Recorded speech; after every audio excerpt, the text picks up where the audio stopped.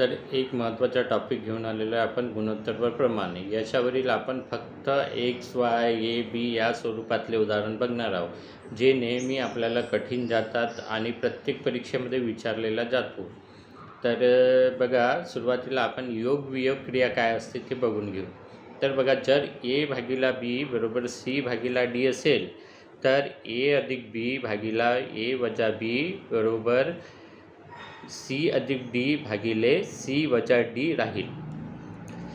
ए भागिला बी वर योग वियोग क्रिया केली तर ए अधिक बी भागिले ए वजा बी मिळते आणि a plus b divided by a minus बीचे सरळ रूप घेतले तर ए बाय बी मिळते. त्यामुळे ए भागिला बी बरोबर ए अधिक बी भागिले ए वजा बी. तर हे बेसिक आहे, हे बेसिक लक्षात ठेवायचं आपण. याच्यावर आधारित आपण उदाहरणं सोडवणार आहे. तर बघा, पहिलं उदाहरण आहे, जर एक्स बरोबर 4ab भागिला 4ab भागिला ए अधिक बी आहे, तर x plus 2a x minus 2a plus x plus 2b आणि एक्स मायनस 2b ची किंमत काढा. तर या ठिकाणी बघा, इथे काय दिलेलं आहे आपल्याला? योग वियोग दिलेला आहे. इथे योग वियोग दिलेला आहे. दोघांचं आपण सरळ रूप घेऊ शकतो का? सरळ रूप घेऊ शकतो. हा फॉर्म्युला बघा इथे, या फॉर्म्युल्यानुसार आपण याचं सरळ रूप काढू शकतो. सरळ रूप काय निघेल? एक्स भागिला 2a हे याचं सरळ रूप झालं. तर याचं सरळ रूप काय होईल मग? एक्स भागिला 2b. ठीक आहे, याचं सरळ रूप काय होईल? एक्स भागिला 2b. तर बघा, आता एक्सची किंमत किती दिलेली आहे आपल्याला? 4ab आणि हे काय आहे? ए बी डिवाईडमध्ये आहे, तर याला हे गुणाकारात जाईल, ए प्लस बी. ठीक आहे, याला खाली जाईल ना, हे 4ab आणि 2a खाली जाईल. 2a इथे आहेच. हा एक्सची किंमत आपण 4ab divided by a plus b लिहिलेली आहे. आता या ठिकाणी पण तसंच लिहायचं, 4ab आणि इथे 2b आहेच आणि इथे लिहायचं ए प्लस बी. तर बघा, इथे भाग जातोय, 2ने 2चा भाग जातोय, ए कॅन्सल होतोय. इथे पण 2ने 2चा भाग जातोय, बी कॅन्सल होतोय. ठीक आहे, तर आता बघा इथे काय आलं मग? 2b वरती आणि खाली काय आलं? ए प्लस बी. इथे काय आलं? 2a वरती आणि इथे खाली काय आलं? ए प्लस बी. तर आपण काय करूया, दोघांचा छेद सारखा आहे. छेद सारखा असेल तर आपण काय करतो? फक्त अंशाची बेरीज करतो आणि छेद जसाच्या तसा लिहितो. तर इथे आपण छेद जसाच्या तसा लिहिला, अंशाची बेरीज करूया, 2b प्लस 2a. तर याच्यामधून काय होईल? 2 कॉमन निघेल. काय निघालं मग? दोघांमधून 2 कॉमन निघालं, ए प्लस बी आलं आणि भागिलामध्ये काय? ए प्लस बी आहे, बरोबर आहे. तर ए प्लस बी कॅन्सल होईल, आन्सर आलं 2. तर इथे ऑप्शन नंबर 3मध्ये 2 आन्सर आहे, बरोबर आहे. तर अशा प्रकारे हे गणित आपल्याला सोडवता येते. तर ही एकदम इझी मेथड झाली. नाहीतर ते आपण जर हे करत बसलं याचं, तर खूप किचकट होऊन जाते. तर ही एक इझी मेथड आहे. आणि लक्षात ठेवायचं, जर कधी बी अशा टाईपचे प्रॉब्लेम असले, आता इथे 2 प्रॉब्लेम आपण आणखी याच धर्तीवर घेणार आहोत.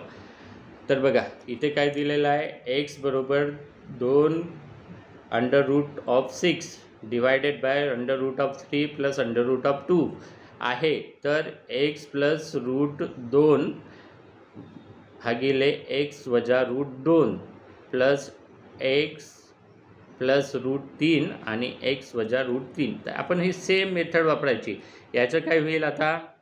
एक्स भागिले रूट 2 आणि याचं सरळ रूप काय होईल? एक्स भागिले रूट 3, बरोबर आहे. तर याचं काय होईल मग? एक्सची किंमत ठेवायची इथे. एक्सची किंमत ठेवली आपण, तर एक्सची किंमत काय होईल? रूट 6 आणि इथे खाली काय आहे? रूट 2 आहे आणि याला काय होईल? रूट 3 आणि रूट 2 असं येईल, प्लस 2 रूट 6 एक्सची किंमत ठेवली ना इथे. आता √3 राहील आणि √3 प्लस √2. ठीक आहे. आता हे √3 √2चा भाग जाईल इथे, √2ने √3चा भाग जाईल. म्हणजे इथे काय आलं 2√3 2√2. तर 2√3 डिवायडेड बाय √3 √2 प्लस 2√2 भागिले √3 √2. तर या ठिकाणी बघा 2 कॉमन आहे, 2 बाहेर काढले तर √3 √2 हे दोघांसोबत कॅन्सल होईल. या खालचं जे छेद आहे ते सारखं आहे, तर याला आपण एकदाच लिहितो खाली आणि वरच्यांची बेरीज केली तर √2 √3 आणि 2√2ची बेरीज केली तर 2 बाहेर निघते, √3 √2 वरती येते आणि √3 प्लस √2 खाली येते, तर ते कॅन्सल होऊन जाईल आणि आपल्याला आन्सर मिळेल 2. तर अशा प्रकारचे जे कोणतेही उदाहरणं असतात ज्याच्यामध्ये मध्ये इथे कोणतं साईन आहे प्लस, इथे प्लस साईन आहे, तर लक्षात ठेवायचं उत्तर 2 येईल. याच्यानंतरचे एक उदाहरण बघूया आपण. बघा हे आता करायचीच गरज नाही आहे, बघता बरोबर आन्सर 2 मारायचे, बस झालं, संपलं. बाकी काहीच करायचं नाही. इथे बघा इथे प्लसचे साईन दिसत आहे आपल्याला आणि हे राशी दिसत आहे. इथे जर प्लस असेल, इथे मायनस असेल, इथे प्लस असेल, इथे मायनस असेल, तर आन्सर 2च राहील. काही करा तुम्ही. ठीक आहे. तर अशा प्रकारे हे उदाहरण आपल्याला सोडवता येतात. बाकी काहीच करायची गरज नाही. किचकट गुणाकार प्लस मायनस काहीच करायची गरज नाही आहे तुम्हाला. ठीक आहे. आता प्रश्न क्रमांक 4 बघूया आपण. या ठिकाणी दिलेला आहे A:B = C:D.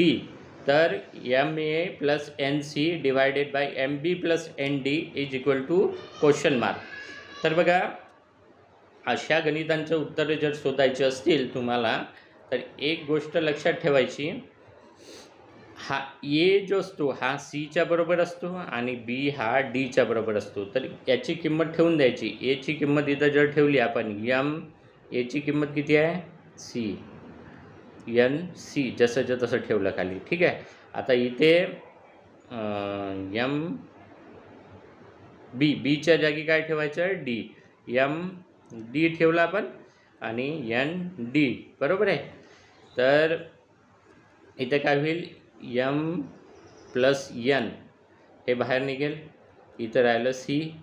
इथे M + N बाहेर निघेल, इथं राहिलं D. आता N हे कॅन्सल झाले, M + N आणि उत्तर आलं आपलं C:D. आता ह्या ऑप्शनमध्ये नाही आहे, तर आपण दुसरी एक मेथड यूज करू. या ठिकाणी ऑप्शनमध्ये C:D आहे का नाही आहे, तर इथे दुसरी मेथड यूज करू. याच्याने काय करायचं, आता Cच्या जागी A घ्यायचं, Cच्या जागी A घ्यायचं. तर MA + NA divided by NB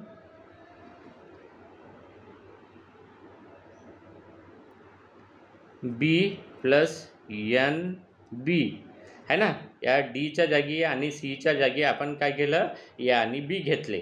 तर या ठिकाणी काय होईल मग M + N होईल वरती आणि याला A येईल इकडे आणि इथे N + N होईल इकडे आणि इथे B येईल. तर N + N कटलं, A:B. तर एवढं लक्षात ठेवायचं की अशा टाईपचं गणित असलं आणि आपल्याला याच्यासोबत कुठलंही दिलेलं असलं, जसं M दिलं किंवा P दिलं किंवा Q दिलं किंवा काही दिलं, तर या रेशोचे उत्तर जे ओरिजिनल रेशो आहे त्याच्यापैकी या 2 रेशोपैकीची, ठीक आहे, एकतर C:D येईल किंवा A:B येईल. तर ओरिजिनल रेशो जो आहे आपला तेच आन्सर राहील याच्यामध्ये. हे नेहमीकरिता लक्षात ठेवायचं आहे.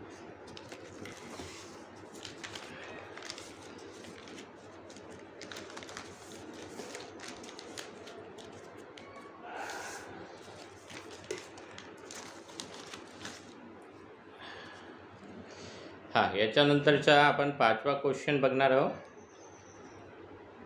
तर बघा प्रत्येक गुणोत्तराची किंमत जेव्हा केव्हा विचारलेली असते, प्रत्येक गुणोत्तराची किंमत काढायची असते, त्यावेळेस एक लक्षात ठेवायचं, याचा एक हे आहे, प्रत्येक गुणोत्तराची किंमत काढायची असेल, किंमत बरोबर याचं सूत्र आहे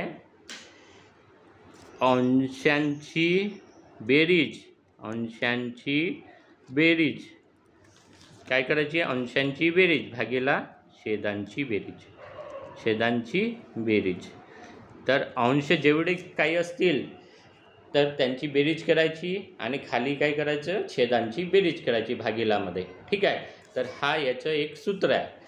तर इथे बघा आपल्याला काय दिलेलं आहे? ए भागिले बी प्लस सी बरोबर बी भागिले सी प्लस ए बरोबर सी भागिले ए प्लस बी. तर आपण काय करूया? वरती अंशांची बेरीज करूया. अंश काय कोणकोणते आहे इथे? ए बी आणि सी हे अंश झाले आपले. आणि खाली काय करूया? छेदांची बी प्लस सी, सी प्लस ए आणि ए प्लस बी. बरोबर आहे. तर हे ए प्लस बी प्लस सी खाली राहिले. आता इथे काय? 2 ए आहे तर 2 ए प्लस 2 बी प्लस 2 सी असं झालं. आता बघा वरची राशी जशीच्या तशीच राहील, ए प्लस बी प्लस सी. आता इथून 2 बाहेर निघेल, ए प्लस बी प्लस सी. ठीक आहे. तर ए प्लस बी प्लस सी, ए प्लस बी प्लस सी कॅन्सल झालं. वरती राहिलं 1, खाली राहिले 2. तर 1/2 हे आपलं आन्सर आलं या ठिकाणी. ठीक आहे. तर अशा प्रकारे हे उदाहरणं सोडवले जातात. सेम याच्यावर दुसरं उदाहरण आहे हे बघा, सेम टाईपवर. इथे काय आहे मग? ए प्लस बी, बी प्लस सी अंशाची बेरीज करत आहोत आपण, सी प्लस ए आणि इथे सी प्लस ए प्लस बी. तर इथे काय आहे मग? 2 ए आहे, 2 ए आहेत इथे बघा. या अंशाची बेरीज केलेली आहे आपण, ए प्लस बी, बी प्लस सी, सी प्लस ए. खाली काय केले? छेदाची बेरीज सी प्लस ए प्लस बी.